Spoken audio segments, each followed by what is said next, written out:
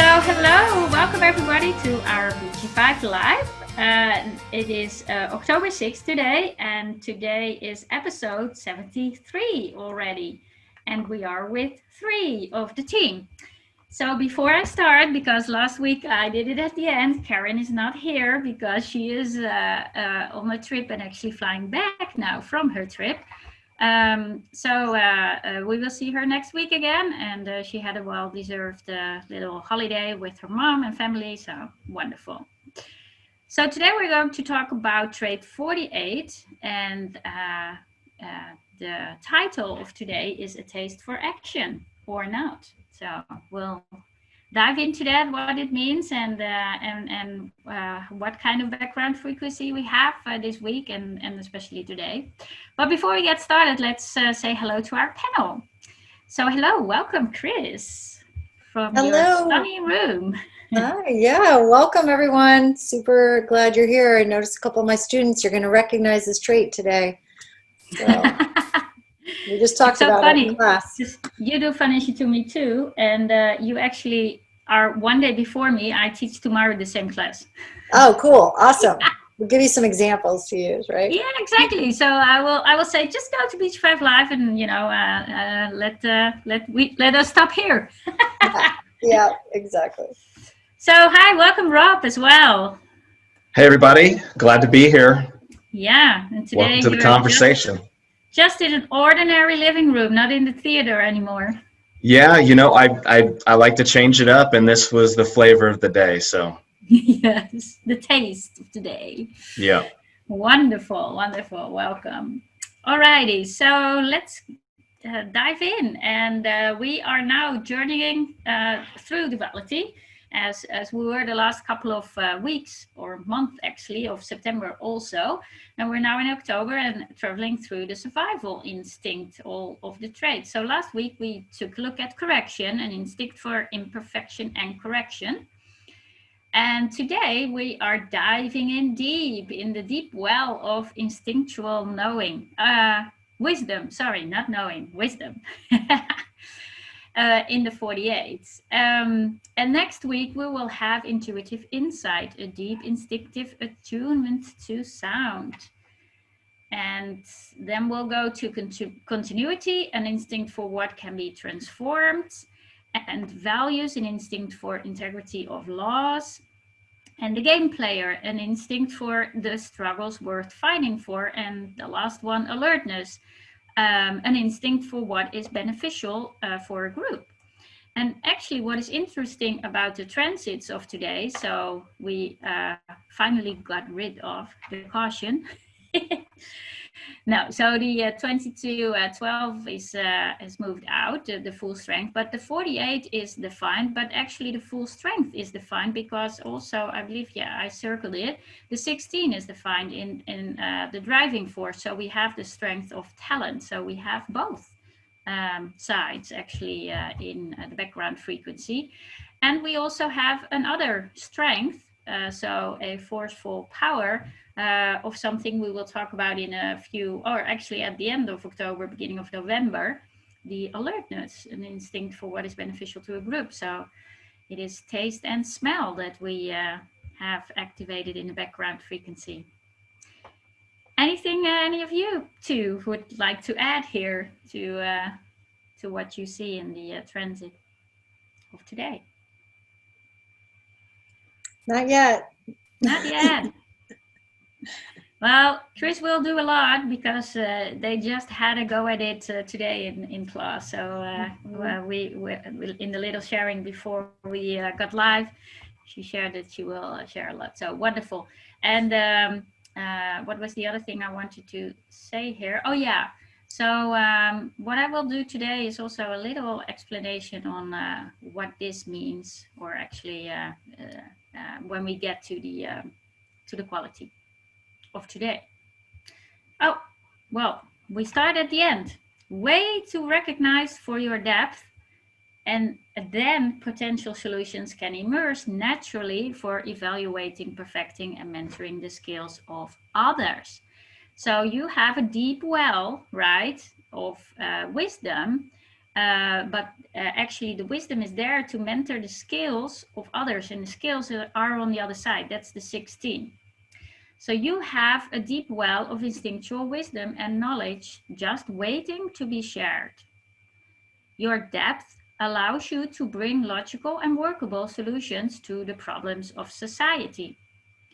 And at times you may experience feelings of inadequacy or fears that you won't be able to explain your solutions. So you may become overly concerned about developing skills you feel you lack. So the 48 thinks they need to have the skills of the 16, but they just need to be recognized and invited to share their depth. And then the potential solutions will emerge naturally for evaluating and perfecting and mentoring the skills of others. How beautiful. You're smiling, Rob. Well, you're both smiling, but I'm calling out Rob first. Yeah, Natalie, I really think that you have a pleasant voice, and I was enjoying how you were reading each one of these bullet points. Okay. Thank you for sharing. Yeah, for sure. I mean, I have some things to say about this, but I'm really eager to hear what Chris has to say. I want to hear what you have to say. You're right there, man. Let's go for it. Dig deep. Yeah. So, it was no accident that we started with the last bullet first. So I possess this, and for me, there's been times when I didn't wait for the recognition, and that the key to this trait is the waiting, because it's a projected thing, so it needs to be recognized to be accessed and then pulled out. But I do, especially in my professional life, it's almost as if, I don't know, the picture of a nest comes to mind for me now. Like, I'm sitting in this nest waiting to share the depth so that I can help other people. It's interesting. I had a really successful background as a corporate trainer. I trained over 1,000 people, hundreds of managers, and this was always great for me. I couldn't wait to get back out onto the road to exercise this one trait, to help others with this. And then I remember when I first, so now I'm going to go up from there to the next one. But so I remember when I first started as a corporate trainer, I felt inadequate. I didn't feel like I measured up with everybody else, because everybody else had already had a couple of other restaurant openings under the belt. So they'd already done their thing. They'd already done their shtick, if you will. They were really comfortable with it. And I remember getting out there thinking, I'm not at that level. And it really, so I overthought it. Because that's one of my shadows. And I would, I do remember not feeling at or on par with others until I started getting a couple of these restaurant openings underneath my belt. I didn't feel worthy to help the other people, although I showed up. I was trained as a corporate trainer. I had been trained to do this, but for some reason I just didn't feel on par with everybody else. And so I do. I don't have any specific recall on this, but I can almost guarantee you that my first couple of openings, I probably wasn't as fluid when I was speaking to the group of people, and I wasn't just going from point to point, and I wasn't as comfortable. I probably was, fumbling things and all of that, and I probably wasn't that bad, but, all of it to say, when someone's really nervous and when they're overly concerned about the absence of the skills, but the skills are actually there, just waiting to be drawn out, like we talked about, you can start to mess things up, right? Because you're trying, it kind of goes back to that human being, human doing thing. I was human doing when I should have been human being. And by the way, pardon my grammatical, I like that. Whatever you want to call that. But yeah, so that's what came to mind with at least these first 3 bullet points. Wonderful. Okay, I have a lot to say about this one. So first of all, this whole thing of experiencing feelings of inadequacy or fears that you won't be able to explain. And so for me, it's the inadequacy.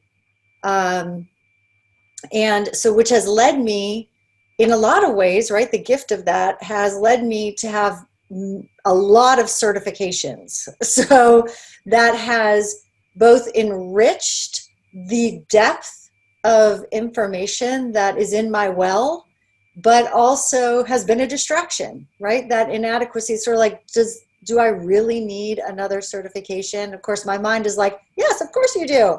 I'm like, okay, but really that's part of it, right? So there's always this sense of a little bit more. If I just get a little bit more, if I get a little bit more, then I'll know.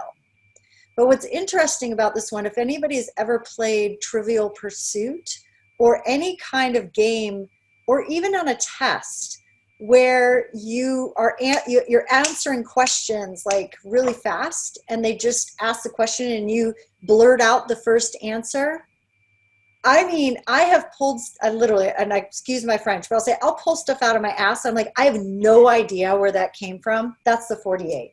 The 48 knows. It's like, it is, I love this image of the ladder and and this light, because the thing that I think creates so much fear and inadequacy in this is that if you think about a well, you walk up to the well and you look in the well, well, it's dark down there. You can't see the bottom of a well.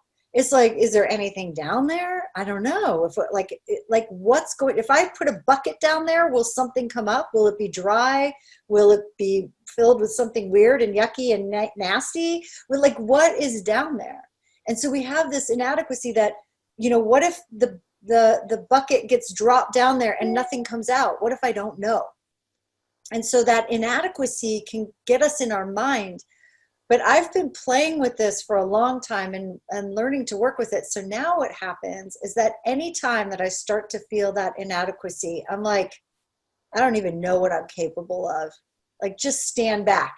Because as soon as somebody asks, it's like, I just sit back and go, let's see what comes out, because it's going to be cool. Like, I don't think of it like, it's not from my ego. It is something that is for the collective. It is to be expressed, and an answer or a solution that's logical, that is beyond what I can even know consciously, because it is so deep. And so that's this thing where I'll just pull stuff out and I go, I have no idea where that came from. And there's been times where I've gone to speak it publicly, or I've gone to teach, or I've gone to do a session with someone, and I'm looking at their chart and I'm like, this is not coming together. Like, something's not coming together for me. And now I know well enough to say, I've done my due diligence. I've studied. I've gotten the science. I've taken foundation class. I've taken certification classes. I keep up with my education, and end up pulling on all the other education I have. And I know that at some point in the session, it will come in. It will come together. I know this about myself now. I trust this about myself now. And so that inadequacy has been really transformed into humbleness and an ability to go, okay, if I don't know, I'm not going to act like I know. I'm going to wait and say, you know what? I don't know the answer to that. Let me get back to you. Like, there's nothing coming. In my class, the students I did this last week, and a little bit, I might have done it today. I'll start to answer a question and I'll go, oh, it's not here yet. Hold on, just wait. I'll come back to it, because it's not coming, but it'll come. Just hang on. And then I'll circle back and the answer will come in and I'll go, here it is. Here's the answer, or here's the response. And to me, this is the 48. And so when we overcome that fear of looking down into the dark well and going, oh my gosh, what if there's nothing down there? And we say, I can't wait to see what's coming out of there, right? It's future directed. It's future oriented. It's not about going, what came out of there in the past. It's about looking at it and saying, what's going to come out of there now, in the next moment, next week. I can't wait. It's super fun. So anyway, I could go on and on about this, but I'll just pause there and yeah, I'll leave it at that. I love that. Yeah, you bring things so to life, and I think those that, I don't know if there are any comments in our live Zoom room or in Facebook, but this really speaks to what the 48 is about, and I love the what you said about so not with a fear looking down, but actually with a joy of, oh, I'm just curious what now will come up, right? And yes, and what I like, it is logic. I like logic, and that's my strength. But yeah, so the logical solution for the future, how to make things better, the problems in society, right? The mentoring the skills of others. So it's what you do, by the way, like with your clients and with the TED Talk speakers that you have. Everything is mentoring the skills of others, being an instructor right now. So wonderful. And the other thing that came to mind for me, when I was teaching, I had once an assistant, and she had the 48. And she was well versed in human design for a while. And she said, you know what it is with the depth?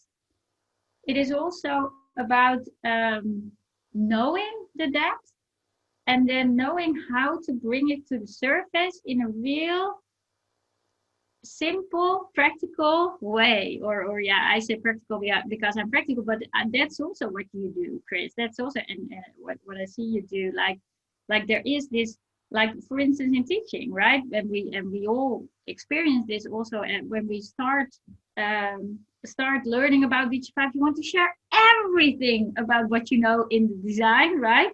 So the first consults you do, the first sessions, you share way too much information with the client, way too much. But then you learn from that well to diverge it to what they need practically, like the workable solution for them. So making it, getting it back to simplicity where it is very deep, like the simplicity like we use every week. Trust your decision making strategy, right? It's that simple. That's in essence everything you need to know. And then you have your whole design will work for you. And it's nice to know what your design has that will start acting, right? So that you can trust, oh yeah, this is me, because we need that in mind. But actually, it's just the decision making strategy. Mm-hmm. Oh my gosh, it's so true. And that when I first started, I did give way too much information, and now I've gotten it down to that like more precise, here's what this person needs to hear. There's another thing about this one that you brought up, the 16 and being able to mentor the skills of others. So this is in my fractal line. So for those of you who are in the Profit Potential Coaching certification, we learn about fractal lines in there and our design. And so this is part of my fractal line. And so I attract a lot of 48s in my world. I also attract a lot of 16s.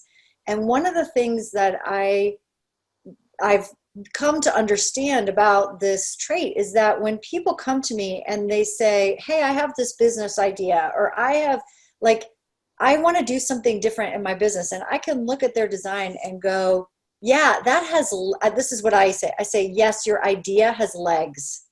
In other words, it has depth. It has something there.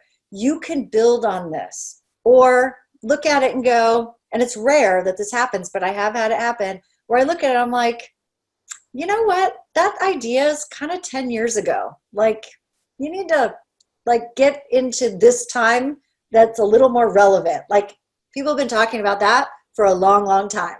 And if you come out thinking you've just got this figured out, people are going to chew you up and spit you out.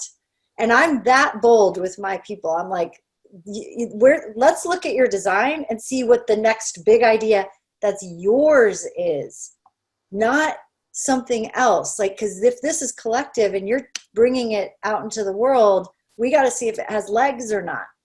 And mentoring my clients to go, this is what your true skills are. You can rely on those skills. you don't have to fix anything to express those skills in the world.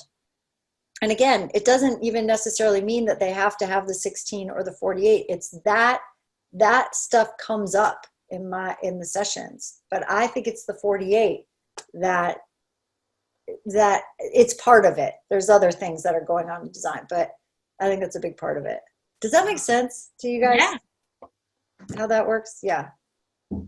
Again, this one I have just, there's so much about the every time I see a 48, I'm like, I love the 48s. It's like, there's something about it. It's just exciting to me. It's fun. That's why you click so good with Rob, right? Yeah, exactly. Exactly.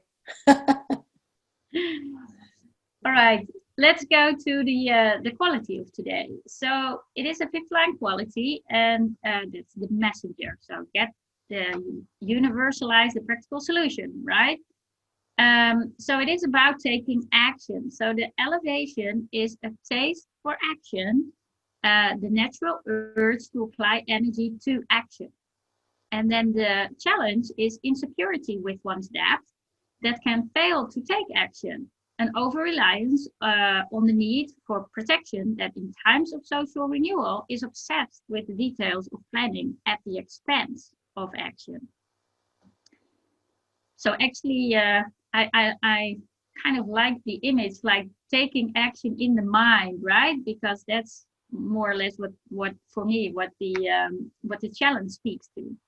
So really obsessed with the details of planning before taking action, whereas there is a natural urge to just apply it and into energy to take action. So, and anything you would like to share on this, Rob or Chris? And I know you don't have the fifth line quality, but. No, it sounds like to me that the challenge aspect of it, it's more of that we hear all the time, especially in the business world, analysis paralysis. Yes. Right. This plagues a lot of leaders, actually. Everyone has to deal with fear. Leaders have to deal with fear just as well. And a lot of times they're wanting to make the right decision, right, on whatever the issue is, but then they got that feel for it. It's like, it's almost like that push-pull thing. They're in that car with the gas all the way down, but the foot on the brake too, and they're just sitting there grinding this out about, like, is this the right thing or not? Could I do this? Oh, I could go over there. Well, so-and-so had a good idea. It just goes on and on and on. And no action can take place, I guess, when the challenge shows up, for sure. Yeah. That's a great point, Rob. I'm really glad you brought that up. Yeah. Yes, Chris. No, I was just going to say that analysis paralysis. I love that you just said that, Rob. Like, I see that. It's really interesting. You get obsessed with all the details, and don't let it come from the depths. It's up on the surface, trying to manage the pieces on the surface instead of letting the truth well up, from within, and trusting the decision-making strategy. So it's a great point, Rob. I love it. Thanks. Yeah, I just, I feel, so you were talking about how you have a lot of 48s and a lot of 16s, and you attract a lot of them. I attract a lot of people in business that have the public role of the 6, right, leaders. And they're under so much pressure, especially right now, right? Because they're guiding their organizations. It could be a business, could be a not-for-profit, could be all kinds of organizations, but they're the leader, and they're being looked to for this trait 48, whether they possess it or not. Yep. Right. And so I empathize for the leader that has the 48, but might feel that insecurity piece here in the challenge, or maybe the inadequacy, and the fear of taking action. And especially right now, right? Because everyone's just trying to get it right, whatever that means. Yeah. Right. And then oftentimes I've worked with leaders, and then I've also, had consultations with leaders where they look back and like, the comment is, I just didn't do enough, or I could have taken action here and didn't. Yeah. Right. So I'm thinking a lot about the leader in today's trait for sure. Yeah, and actually interesting that you bring it up, because I highlighted this because in the transit of today, it's actually in the challenge. So let me just go back. So it is actually in the challenge, whereas the skills is in the elevation. So you may have calls today with leaders that are really into, these details of plannings, and because background frequency is even pushing all of this insecurity right now. So that's what I wanted to point out with, sometimes it can be fixed due to other things in how, the planets. So it is fixed in just the challenge for today. So we showed you both of the, the elevation and the challenge of the quality, but actually in the background frequency, we only experience the challenge right now. So isn't that lovely? That's so nice. Yeah. Yeah. And the other thing, so obsessed with the details of planning, I know like the analysis paralysis, I don't know what I would call what I'm going to explain now, but what you also see and what I experience myself, I mean, I am a detailed person. I have this focused concentration, format, energy of logic, and it's all, we try to plan everything logically, right? And chronically also. Like a lot of these tools of project management are like chronically, if this happens, then we do this, and then we do that, and then we do that. Whereas reality goes like, so you cannot plan that. And we try to catch it with, I don't know if there are systems out there by now that can catch this, or what's the other thing called again in planning?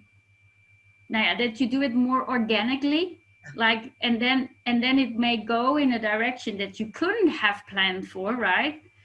Mm-hmm. But the action, at least it moves, right? So yeah, which is just interesting because the logic wants to grab it, but you cannot. It's impossible, and it's future. Yeah, so it's funny.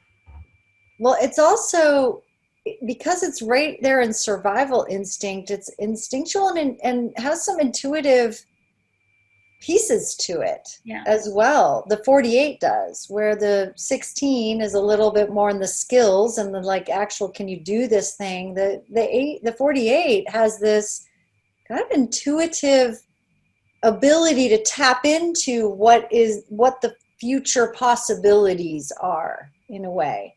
And so they're beyond our sort of, here's all the, like you said, like here's all the moving pieces, and this can kind of go beyond or underneath and see where is this really going that is not seen. Mm-hmm.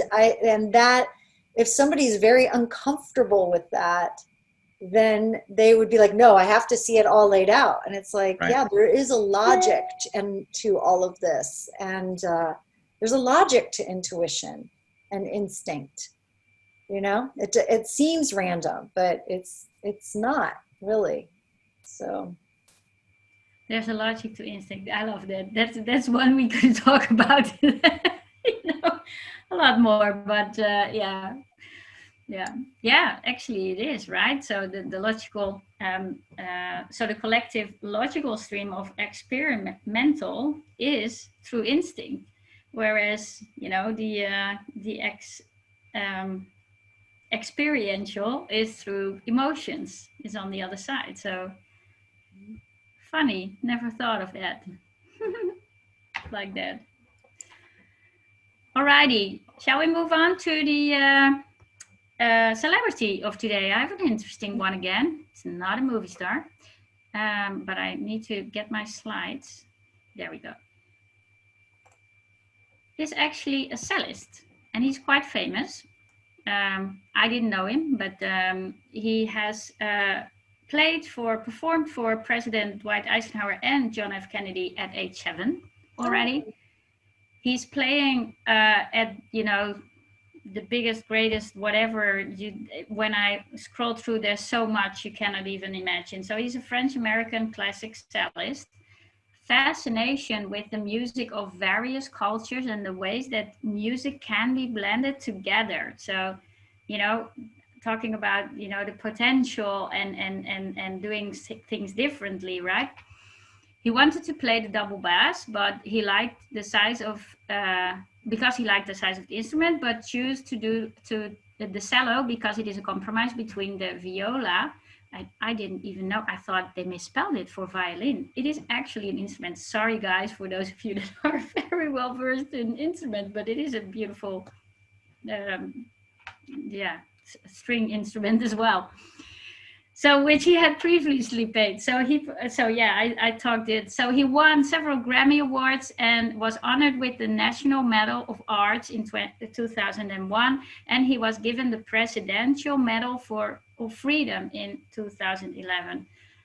I don't even know what these medals, what they stand for, but it sounds impressive, very impressive. So his life work is endeavor. It's life work theme. So you have a driving desire to be in control, so you can do something with that. This is the I will do it myself attitude of the self-publisher. So seeing what he has accomplished in his life, or where he's at, and he plays at those presidential, how do you call those things? Events. He also is there to play and all kinds of things. And so just, wanting to blend the cultures and do it his own way, right? So I'm not going to play the classics, Bach or Mozart or whatever, like you tell me to. Now I'll just do it myself. So yeah, don't know if you want to add anything, but I found it fascinating. I love this. We're getting some love on the Facebook Live for Yo-Yo Ma. This is neat. That makes sense to me. That he would, interesting. I love seeing the famous people who have it. And what I find interesting actually is that the 48 of the well, the deep well, is opposite with the 21 of control. So it sounds kind of a contradiction, like, the control and the well, but, to have them in your life work, working together, operating together, fascinating. So, yeah. Mm-hmm. Mm-hmm. Well, I think that, again, having this strongly in my design, that combination of the 48-21 it is in letting go of control that you can access the depth. Mm-hmm. That's what I have found, is that the moments where I release the control, the need to know, the logical progression of where this is going to go, when I let go of that control and trust my design, it takes me exactly where I need to go. And to share that in a way that goes way beyond whatever I thought it could possibly be. And that to me is how they play out in my design. And I think in the world, in that way, it's sort of like, if I just let go of a little bit of control, what would happen? What logically would come forth from that, intuitively come forth from that? Yeah, it grounds it grounds, in this case, the well. Yeah, it does. And actually in our background frequency as well, right now. We do have someone in the Facebook group, Miriam, who says the 48 is represented 3 times in her chart. She's an advisor or projector, 3-5, with emotional authority. And she says she experiences the path between the frequency inadequacy to wisdom via the momentum of ingenuity and constant change. So inadequacy to wisdom through ingenuity, and it's just like always moving. I love that. There's so many examples of how this energy can work in and through my field. I think that's a really beautiful way of putting it, Miriam. Thank you. And Denise says, I saw Yo-Yo Ma in concert with Bobby McFerrin, who recorded and maybe wrote Don't Worry, Be Happy. I won't sing that for you guys because that would be horrible. But that would be an example of Yo-Yo working with different cultures. Yeah, exactly. Totally. He's very diverse in that. Thank you, Denise. Yeah, that's cool. Love it. Brad has something. He has his hand up. Oh, hi, Brad. Hey, Brad. Wonderful. Let me, there you go. You're unmuted on our end. Yeah, I just unmuted myself. Thanks for the invite. Nice to be here. Good to see you. Don't get here that often anymore, but it happened to be here today. So, and I happen to have the 48. And I would just wanted to share a couple of things that what I had to learn. I can resonate with everything that has been said on the call today. But there's one thing I want to say about depth that I've learned is that even when I'm approached and asked, I have to pay attention to the energy about how much I can share, because I get a real sense of when I've shared too much. It just really comes to me, or I watch the energy of the person and I know when I've shared too much. And so when you have the 48 with that depth, you want to pay attention to that. How much am I able to share here? How much wisdom can this person group handle? The other thing that has come to me over the years is when I step into talking with a group or an individual and I start to get questions, the depth will come to me that I just simply need to reframe the question back to them. And my experience is to a person that if I continue just to say why, how come, what would lead you down that path, what would lead you down that path, that at some point, each and every one of them says, oh, geez, thank you, I just got it. They are able to figure it out for themselves. So just wanted to share those two things. Wow. I love that, Brad. That's so true. Yeah, I totally get what you're saying there. Yeah. Yeah, well, thanks for having me. Appreciate the invite. Thanks, Yeah. Brad. Wonderful to have you. I missed you actually for a while. All right. Well, thank you. I miss you guys, but I've been swamped. So Swamped. Whoa. yeah, all good. And of course, being an evaluator with all the things that are going on, Yeah. I have to pay real close attention to it. Most days I'm picking up the collective, Yeah. and the energy is, for the most part, well, for today, for an example, I was out and about, and I started to feel when I was out and about, I started to feel very, very off. And as I checked in, I'm picking up the insecurity of the collective. So Yes. then I have to spend time letting that go. And so anyway, nice to be here. Yeah. Lovely to see you. I think that's a really good point, what you just said, Brad, about the insecurity of the collective. Because remember, this is not only is it a collective trait in the collective circuitry, it is activated for all of us in the collective right now. And so issues of inadequacy, issues of, now that could be personal, like, oh, I don't know enough, but it could also be like, what is going on in the world right now, and that triggering that sense of like, do I have what it takes to survive into the future? Even though this isn't a future fear, it does have to do with the future. And so that sense of, oh my God, do I have enough? Do we have enough? Like, is that am I adequately equipped to move forward? And this is something that is really moving in the collective, especially right now, but I think in a lot of ways for all of us. And we'll see it a lot next week in the 57, which is the fear of the future and intuitive clarity, which I also have a lot to say about. And so do you, Natalie. Don't you have this one in your design? Yes. Rob and yeah. And Yep. Actually, it is like today is the 5th line quality, tomorrow is 6th line quality. So then Thursday we'll probably enter into the 57 already. Yep. So next week in 2 days. Yeah, exactly. Awesome. Yeah. Wow. Thank you all for sharing. Wonderful. And thank you, Brad, for your addition, and also the persons in the Facebook that share. Beautiful. Mm-hmm.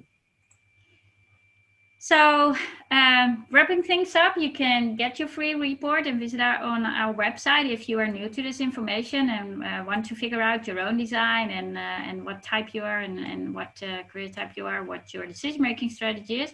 And you can watch past episodes of our BG5 Live actually over here in the free resources under resources. And there are many more other beautiful resources. For instance, the live discussions or the good things happen on Friday, BG5 discussions with Rob Thomas, right? It's a long tagline. Maybe we have to shorten something there, but we'll see. Anyway, so watch that. Yeah, yes, Rob, did you want to share anything? No, I was going to say I agree with you. Yeah. BG5 live conversations, good things happens on Fridays. That's a lot. So. Yeah, it happens on Friday. So watch out for the Friday uploads on the website and on our YouTube channel. And then also you can check out our new courses and programs coming up in January again.